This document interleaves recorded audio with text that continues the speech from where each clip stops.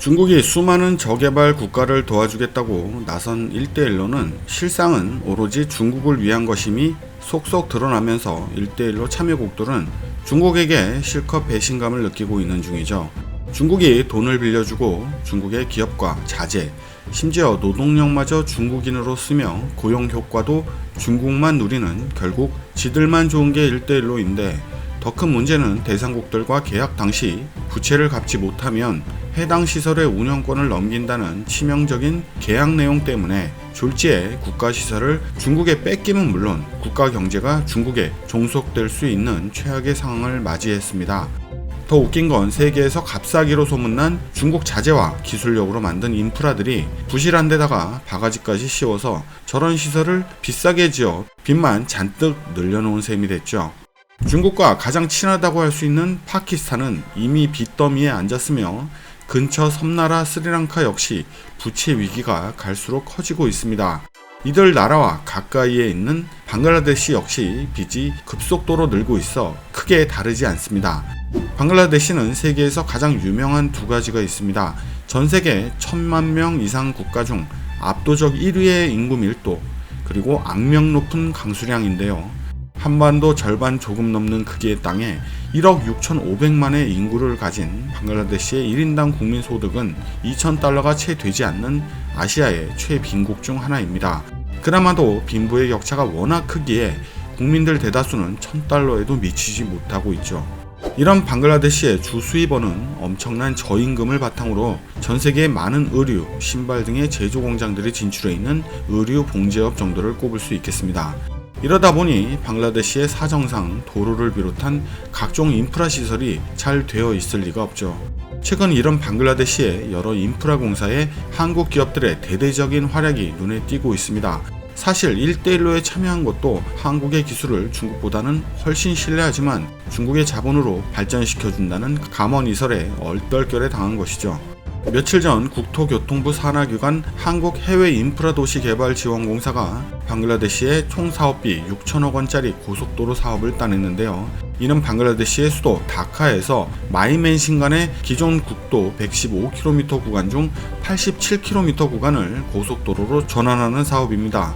KIND는 이 사업 외에도 총 사업비 무려 10조 원에 달하는 다카 외곽순환철도 사업과 송전선로 건설 사업 등 2개 인프라 사업의 우선 사업권도 확보해 놓은 상태입니다. 참고로 우선 사업권이란 별도의 공개 입찰 절차 없이 수의 계약 방식으로 사업권 획득을 보장받는 권리를 말합니다. KIND는 이것 말고도 방글라데시 정부와 몽글라 항만, 미르푸르 주택단지, 칼자한 알리공항, 치타공 항만과 도시철도 등 8개 사업에 참여하기 위한 협의도 계속해서 진행하고 있습니다. 또 우리나라의 대표적인 엔지니어링사인 도아 엔지니어링에서 국내 정린건축과 방글라데시 도시 인프라를 개선하는 작업에 마스터 플랜을 맡게 됐습니다. 방글라데시 정부가 진행하는 수도 다카 시내의 공원과 환경을 개선하는 도시 인프라 마스터 플랜 사업의 우선 협상 대상자로 도아 엔지니어링이 선정된 건데요. 이는 현 사업의 수익도 기대되지만 향후 방글라데시의 또 다른 건설 인프라에 적극적으로 우리 도아 엔지니어링이 참여할 수 있는 여건이 조성됐다는 데 더 의미가 있습니다. 작년 초엔 현대로템이 약 1,000억 원 규모의 디젤 전기 기관차 20량을 방글라데시 철도청과 납품 계약을 체결했는데요. 이는 재작년 현대로템이 납품한 디젤 전기 기관차 80량의 성능과 품질에 만족을 한 방글라데시 철도청에 추가로 납품하게 된 것입니다. 작년 말엔 삼성물산이 7,500억 원 사업비에 방글라데시 메그나갓 복합 화력 발전소 공사를 따냈습니다. 이 공사는 다카에서 남동쪽으로 약 25km 떨어진 나라 양간지시에 가스터빈 2기, 스팀터빈 1기, 배열회수 보일러 2기, 변전소를 포함한 718MW급 복합 화력 발전소를 건설하는 공사입니다. 삼성물산은 또한 올해 초 다카 국제공항 확장 공사를 후지타, 미쓰비시 등 일본 기업 2곳과 함께 프로젝트를 공동 수주했는데요. 총 공사비 2조 8천억 원 중 삼성물산이 맡은 공사비가 2조 원에 육박해 이 사업을 거의 독식을 한 셈이 됐습니다. 총 투자 금액 약 5조 원 규모로 서남아시아 최대 규모의 초대형 석탄 화력 발전 사업인 마타바리 석탄 화력 발전소 공사의 사업권을 획득한 스미토모 상사 컨소시엄과 공사 계약을 체결한 포스코 건설도 총 공사비 5조 원 가운데 1조 원 규모의 발전소 토목 공사와 석탄 원료 처리 설비 부대 시설 등의 공사를 수행하고 있습니다. 또한 이 마타바리 석탄 화력 발전소 건설을 위한 항로 준설, 매립 및 지반 개량 등의 항만 부지를 조성하는 사업도 우리나라 현대건설이 따내서 공사에 들어갔습니다. 계약 규모는 7천억 원에 달합니다. 심지어 이 방글라데시 역대급 항만공사의 항로 준설과 토지를 매립하는 데 주로 쓰이는 사석 46만 톤을 말레이시아 판타이 해안에서 채취해 무려 2,300여 킬로미터 떨어진 방글라데시 마타바리까지 옮기는 임무마저 한국 기업인 CJ 대한통운이 맡아서 프로젝트를 마쳤습니다.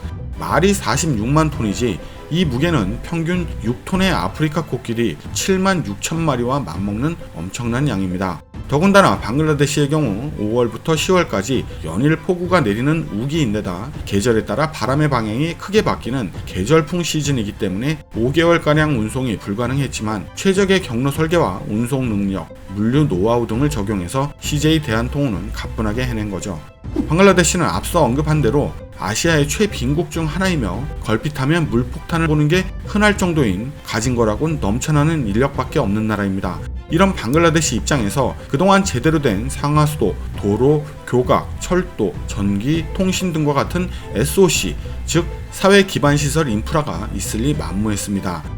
하지만 최근 방글라데시 정부에서도 국제기구의 도움을 받아 이런 인프라 구축에 많은 신경을 쓰고 있어 앞으로도 많은 공사가 계속해서 예정되어 있는데요. 이 가운데 우리 한국 기업들의 참여가 가장 눈에 띄고 있는 상황입니다. 유럽이나 북미 그리고 일본의 엔지니어링사나 건설사는 공사비 자체도 비싸고 공사 상황이 계약 내용과 조금이라도 다를 시 까다롭게 굴거나 추가로 많은 금액을 요구하는 경우가 대부분이고 중국 기업들은 싸지만 수준 이하의 결과물을 내는 경우도 많기 때문에 방글라데시 입장에서는 모든 면에서 두루 만족시킬 수 있는 한국 기업들을 최고의 파트너로 인정하고 있습니다. 한국은 전쟁의 폐허 속에 가장 가난한 나라에서 세계에서 손꼽히는 경제대국이 된 전세계 유일한 나라입니다. 또한 가장 혁신적이고 현대적인 국가로 손꼽히고 있습니다. 세계의 많은 개발도상국 및 후진국들은 그런 우리나라를 희망이자 롤모델로 꼽고 있습니다. 오늘 소개해드린 방글라데시 역시 우리의 그런 점을 가장 잘 알고 있는 국가이죠. 지긋지긋한 코로나19로 전세계 기업들이 허덕이고 있는 가운데 우리 건설사들의 해외 건설 수주액은 전년 동기 대비 오히려 12%나 증가했습니다. 합리적인 가격, 전쟁이 나도 공사를 멈추지 않는 책임감, 그리고 무엇보다 세계 최고의 기술력까지 겸비한 우리나라의 건설 경쟁력은 앞으로도 무한한 발전 가능성을 가지고 있습니다. 다만 당장의 이익도 중요하지만 일본처럼 인프라 건설에 적극 협력해주고 연계된 사업도 고루 이용하는 앞을 멀리 내다보는 비즈니스 마인드가 필요하다고 보는데 우리 기업들 역시 예전보다는 이런 점을 확실히 많이 신경 쓰고 있는 듯 보입니다. 지금까지 생활백서였습니다.